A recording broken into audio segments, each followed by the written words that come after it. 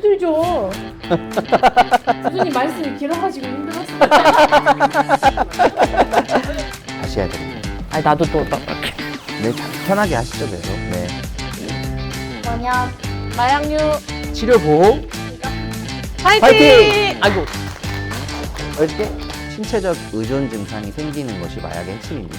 그 마약을 통해서 느껴지는 행복감, 즐거움에 중독이 되는 거예요. 또 의료인이 이런 마약 사용자에 대해서 신고를 할 의무가 사라졌어요, 사실. 중독 있으신 분들한테 치료를 제공해드리면 생각보다 많이 잘 끊으세요. 중독 치료는 스윗하고 재밌어야 치료가 되는 거예요. 안녕하세요. 네, 저희는 광주 전라 권영 마약류 치료보호 센터에서 근무하는 사람들입니다. 저는 원광대학교 병원에서 근무하고 있는 정신건강의학과 임상조교수 김대진이라고 합니다. 의학적인 측면에서 이제 마약은 신체적 의존 증상이 생기는 것이 마약의 핵심입니다. 신체적 의존이라는 거는 뇌가 그 마약에 적응을 해버려서 마약이 없을 때 신체적으로 정신적으로 문제가 생기는 상태가 되게 만드는 거를 보통 마약이라고 하거든요. 중독이 왜 생기는 거라고 알고 계세요? 저 같은 경우에는 일상생활에 있어서 자극이 좀 많지 않아서 더 큰 자극을 탔다가 나온 게 중독으로 자극이 많지 않을까. 않다.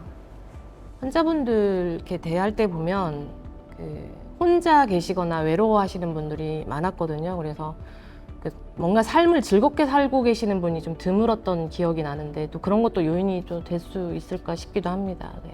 중독이 되는 이제 가장 큰 이유는 이제 사실 이 중독성 물질 자체의 효과도 있어요.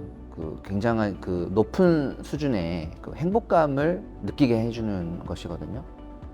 뭐 마음이 불안한 사람들 같은 경우에는 그게 불안이 싹 사라지면서 굉장히 마음이 편안하고 구름 위에서 뭐 둥둥 떠다니는 느낌을 갖는다라든지 각성제류의 이런 마약의 경우에는 굉장히 활기가 생기고 무기력함이 싹 사라지면서 즐거움이 생기고 뭐 이런 게 생기거든요. 여기에 중독이 되는 거거든요.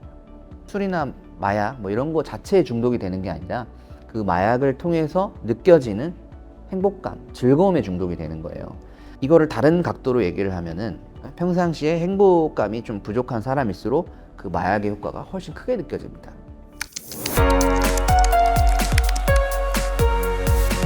그 죄에 대해서 상당히 중요한 부분이거든요.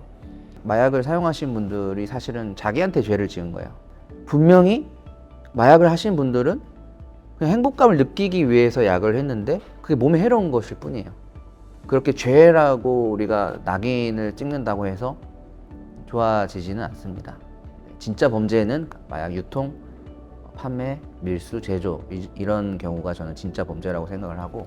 그러면 제가 그 마약류 치료보호 기간이 개소하기 전에 본인이 마약 중독자인데 지금 너무 힘든데 병원을 가면 내가 결국은 그 체포나 신고에 위험이 있어서 어떻게 해야 될지 모르겠다. 나는 근데 너무 힘들다. 본인이 마약 투약자인데도 어떤 법적인 처리에 대해서 그거를 계속 은폐시키기 위해서 오지 않는 경우의 분들도 많으실 것 같은데. 맞습니다. 이게 1999년도에 그 우리 법이 개정이 되면서 그때부터 의료인이 이런 마약 사용자에 대해서 신고를 할 의무가 사라졌어요, 사실. 그거를 사실은 알고 계시는 게 정말 필요합니다. 사법 체계에서도 중독의 경우에는 법적인 것보다는 치료적인 것을 더 제공하는 쪽으로 많이 그 인식이 전환이 되고 있거든요. 왜냐하면 아무리 중독자들을 처벌해봤자 또 나와서 약을 하십니다. 중독이 잘 멈춰지지 않기 때문에. 근데 치료를 받은 분들은 많이 약을 끊기도 하고 많이 좋은 삶을 살거든요.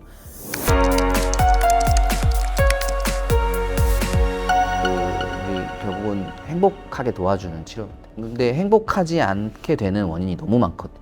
뭐 외로울 때, 우울하거나 또 불안할 때, 힘들 때, 스트레스 받을 때, 이 모든 게 사실은 다 중독의 원인입니다. 치료라는 거는 이런 것들을 하나씩 다 전부 다 들여다보고 해결하는 것이 치료입니다. 가장 최근에는 제가 그 엄청나게 큰 꽃 바구니를 편지랑 같이 받은 적이 있거든요. 이제 그분이 굉장히 심각한 그런 그 마약 문제로 1년 동안 매주 오셨던 분이에요. 근데 편지가 왔는데 진짜 문제는 약이 아니라 내가 그 건강하지 않은 생활 습관, 건강하지 않은 직업, 건강하지 않은 생각들 이런 것들이 진짜 문제였던 것 같다라고 엄청 그 자기 성찰을 많이 하셨더라고요. 또 어떤 분은 아예 그 거처를 옮기신 분도 있어요. 치료를 받기 위해서 이제 수도권에 사시는 분인데 아예 거처를 익산으로 옮겨서 매주 그분도 치료를 나오시면서 1년 이상 단약에 성공하고 그리고 원래 하시던 일도 굉장히 열심히 하시고 있는 그런 분도 있고요. 근데 생각보다 치료율이 높습니다. 1년 단약률을 치료율이라고 한다면 외국의 자료를 보게 되면 1년 이상 단약률이 마약의 경우 60%나 됩니다. 치료를 받았을 때. 오히려 알코올이 더 낮아요. 50%밖에 안 되거든요. 근데 저도 경험해 보면 중독 있으신 분들한테 치료를 제공해드리면 생각보다 많이 잘 끊으세요. 본인의 의지 플러스 치료가 이렇게 결합이 되면은 생각보다 잘 끊어내십니다. 100일의 단약이 초기 회복에 굉장히 중요한 의미 같은데 또 그 부분에 있어서도 좀 궁금해하실 수도 있을 것 같아서요. 가장 근본적으로는 건강하고 정상적인 행복이 없어서 생기는 병이지만 한창 중독이 됐을 때는 그게 뇌 질환 상태가 되거든요. 실제 뇌가 많이 변성이 되면서 뇌 질환 상태가 됩니다. 뇌가 원래 상태로 돌아오는데 최소한 100일이 필요한 거거든요. 근데 그 기간이 지나면 생리적인 갈망이 일단 줄어듭니다. 그래서 그 단계가 넘어갔을 때 진정한 치료가 시작이 또 되는 거고 일단 그 단계가 넘어가야지 조금 더 안전해지기 시작하는 거거든요.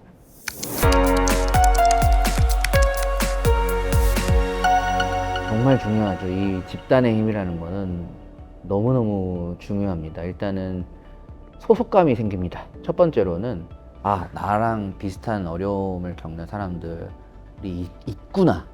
내가 혼자가 아니구나. 소속감이 첫 번째로는 생깁니다. 중독 때문에도 힘든 괴로운 일이 생기거든요. 막 창피하고 죄스러운 일들이 굉장히 많이 생깁니다. 얘기할 데가 없어요, 사실. 가족한테 얘기해서 비난만 받게 돼요. 근데 우리 모임 속에서는 다 그런 경험을 했기 때문에 내가 그런 얘기를 했을 때 끄덕거려주고 힘들었겠다라는 얘기를 듣는 거지 비난 받지 않거든요. 그것 때문에도 자기의 어떤 그 수치심이나 죄책감이 좀 완화되면서 공감받고 쉽게 말하면 사랑받는 경험을 좀 하게 됩니다. 번외적인 질문인데 환자분들을 만나다 보면 항상 환자분들이 교수님 되게 스윗하시다고 많이 말씀하시거든요. 실제로 그렇게 환자분들께 스윗함을 인기를 얻는 팁이 있는지 여쭤보고 싶습니다. 왜 저희에게는 스윗하지 않으신가요? 중독 치료는 스윗하고 재밌어야 치료가 되는 거예요. 기본적으로 스윗하게 느껴지는 이유 중에 하나는 제가 판단하지 않고 있는 그대로 일단 인정해 주는 거. 네가 지금 당신이 그런 욕구를 느끼고 있구나. 당신이 그런 감정을 느끼고 있구나. 당신이 그런 생각을 하고 있군요. 기본적으로는 무조건적으로 인정하는 게 바탕이 되기 때문에 아마도 이제 그런 환자분들이 더 다정하게 느끼실 것 같아요.